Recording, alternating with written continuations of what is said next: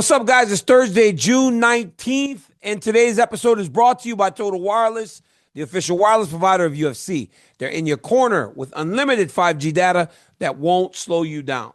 You know, it feels like we are always talking about Jon and Jones and what he's going to do, and is he going to fight? Is he not going to fight? What's it going to mean to the organization? What's it going to mean to his fight career, his legacy?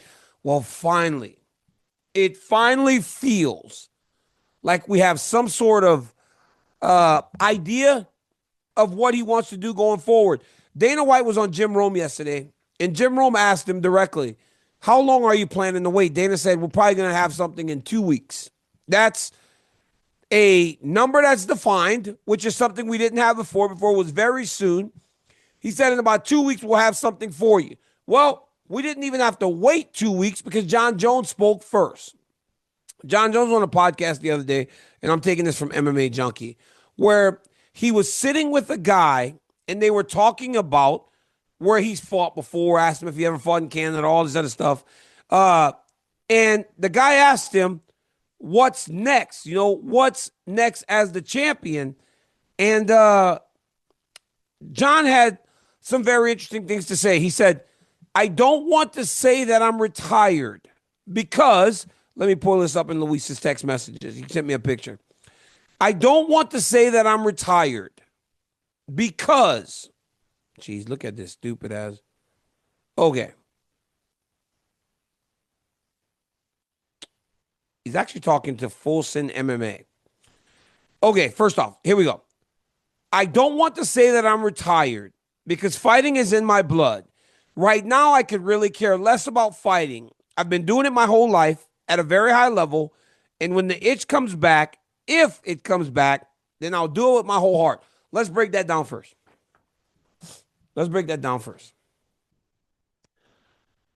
Jon Jones has been fighting at a super high level. And for that, we have commended him on many occasions about how he has been able to not only fight in one era of mixed martial arts, this dude has literally been able to navigate his way through 3 different eras of mixed martial arts. I'm talking the first era become the champion when he fought Shogun, and he fought Machida, and he fought against Vitor. Those guys were all hanging around that belt. Rampage, Forrest. They were kind of playing hot potato with the belt. Jon then comes in, beats Shogun, dominant fashion, controls that era, brings stability to the belt. Once that is done, Rashad Evans, who was once a mentor to him, is a bit of that new era of guy in terms of a champion. Old end of that era into the new. He beats Rashad Evans. Then he beats Alexander Gustafsson, who belongs to the new era. And then he beats me, who belongs to the new era.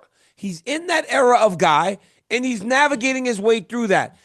Then Jon Jones goes and beats Anthony Smith, Thiago Santos. He beats Dominic Reyes, another era of guy who, honestly, guys, I didn't even know those guys were in my weight class when I was the champion because they were so far off the radar. Jon was able to stay long enough to not only be there when they were fighting, but to beat them.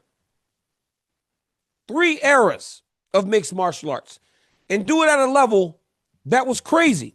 So you want to give him grace in that sense because nobody gets to do that. Time catches up with everyone. We have said that time and time again. So you want to give him grace in that respect. But what took so long? What took so long? What took so long for you to tell us, hey, if it comes back, I'll come back. But right now it's not there.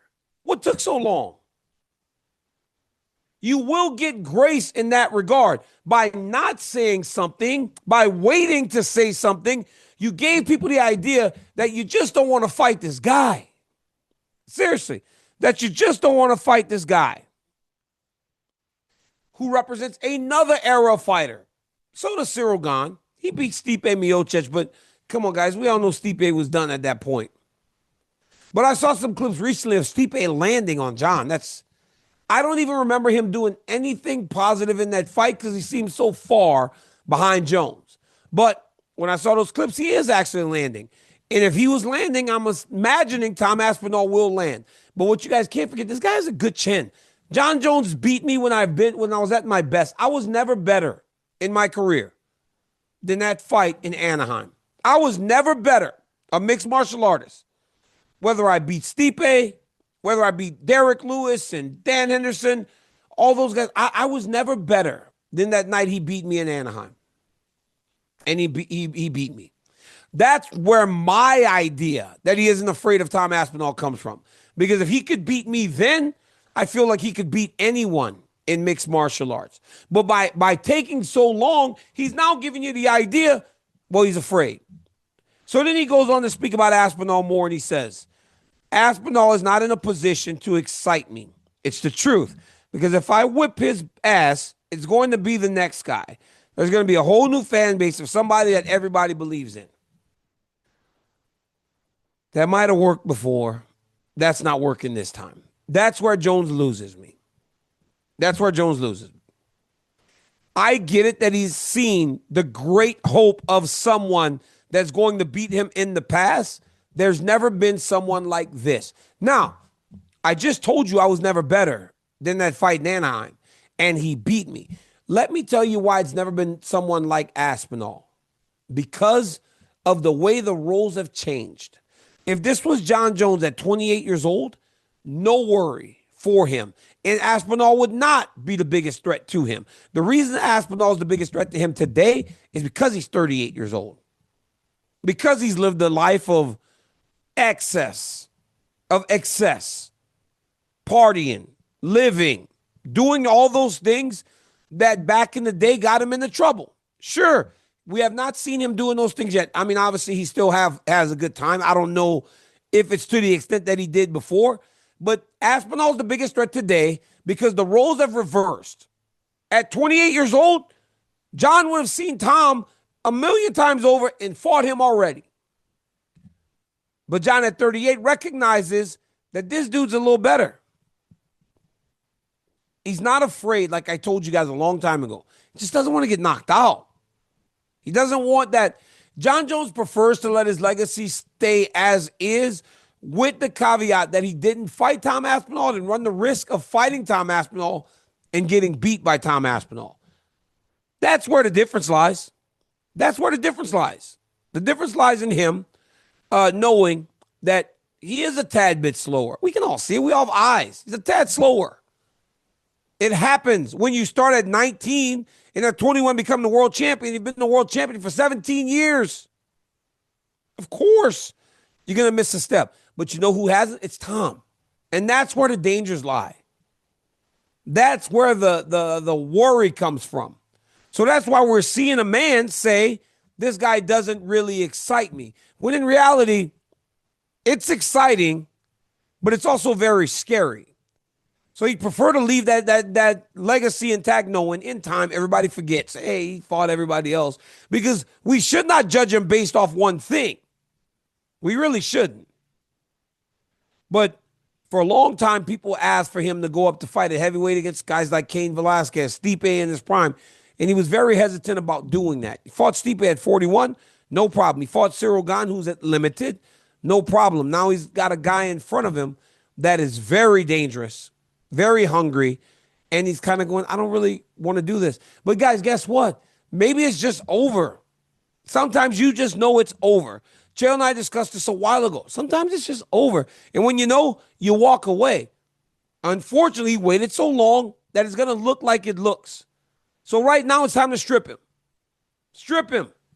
It's time to strip him.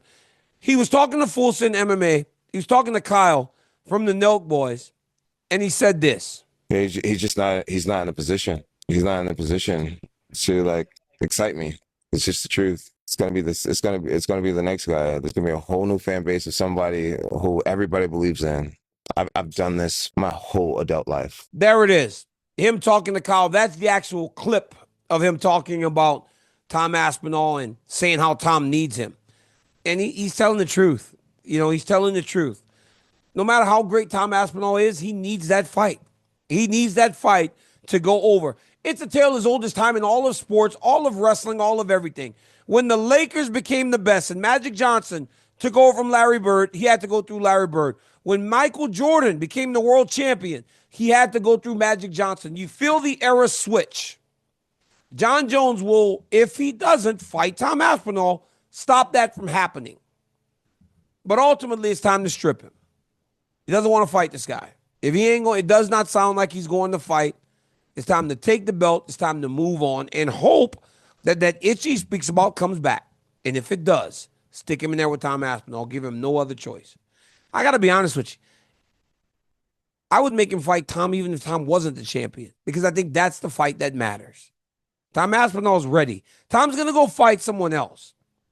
That dude was pissed that he has not been booked. But we're going to see what happens. But, guys, finally, today we got some answers that Jon Jones says he's pretty much done. I don't want to say I'm retired, but is really all you need to hear. I could have did that in a minute. I did it in 11. That's all you got to hear. I don't want to say I'm retired, but it's done. He's done. It's time for us to let it go. Let's let it move on. I won't make a video about Jon Jones for the next couple weeks now because there will be no news. Right now, he's been the news. Until next time, guys, like, subscribe, tell your friends I got a YouTube channel. Tap in, hit that reminder button so you don't miss anything like this. I like to see when those numbers are big on these debuts. Hey, I appreciate you guys. We're at the volume. They're telling us how great we're doing and how our videos, numbers per video is amazing. That's all because of you guys. I love each and every one of you. I appreciate you. Until next time, peace.